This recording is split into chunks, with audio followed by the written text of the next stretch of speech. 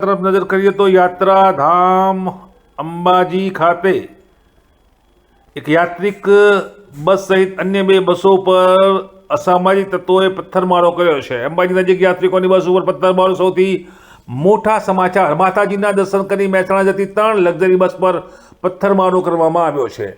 આ કૃત્ય સ્થાનિક અસામાજિક તત્વોએ કર્યું હોવાનું માની પોલીસ પકડવા ટીમો બનાવી દોડતી થઈ છે। તો શક્તિપીઠ અંબાજીમાં માતાજીના દર્શન કરવા માટે હજારોની સંખ્યામાં ભક્તો નિત્ય ગુજરાત તેમજ દેશભરમાંથી આવે છે।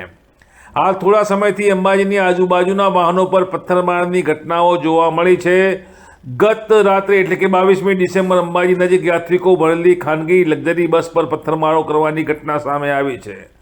અંબાજી આવતા તમામ માર્ગો પહાડી વિસ્તારથી ઘેરાયેલા છે, ત્યારે તેનો ફાયદો ઉઠાવી કેટલાક અસામાજિક તત્વો પથ્થરમારો કરી નાસી જાય છે। અસામાજિક તત્વોએ આતંક મચાવ્યો છે, ત્યારે પાંસા ગામ નજીક ગત રાતે અંબાજીથી મહેસાણા જતી 3 લક્ઝરી બસ પર ભારે પથ્થરમારો થયો હતો। ભક્તો માતાજીના દર્શન કરી પરત જતા તે સમયે જ પથ્થરમારાની ઘટના બની છે। કેટલાક અસામાજિક તત્વોએ બસના આગળના કાચને પણ તોડી નાખ્યા હતા। આ ઘટનામાં સદનસીબે તમામ યાત્રિકોનો આબાદ બચાવ થયો છે।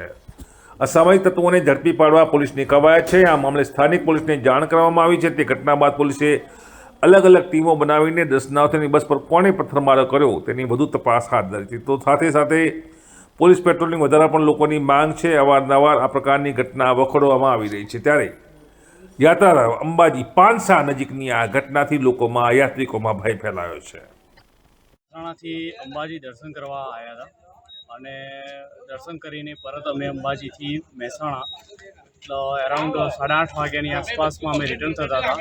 અંબાજીથી 5 કિલોમીટર જેવા આવ્યા ત્યાં આગળ જ પથ્થરમારો, અમારી 3 લક્ઝરી છે સાથે, એમાંની પહેલી લક્ઝરી જે ખરી એનો પ્રયત્ન કર્યો તેમાં કાચ આખો ફોડી નાખ્યો અને ટોટલ 3 લક્ઝરીના થઈને 150 માણસો અમારા છે, જેને જે ખરું ને એ 3 લક્ઝરીમાં પથ્થરમારો કરીને આ ગાડી જે કરીને એને નુકસાન કર્યું છે। જે તમે મારી પાછળ જોઈ રહ્યા છો એ તમારે જે ખરું ને આગળનો ફ્રન્ટ કાચ તોડી નાખ્યો છે અને ઘણું નુકસાન થયું છે લક્ઝરીનું। તમારું નામ?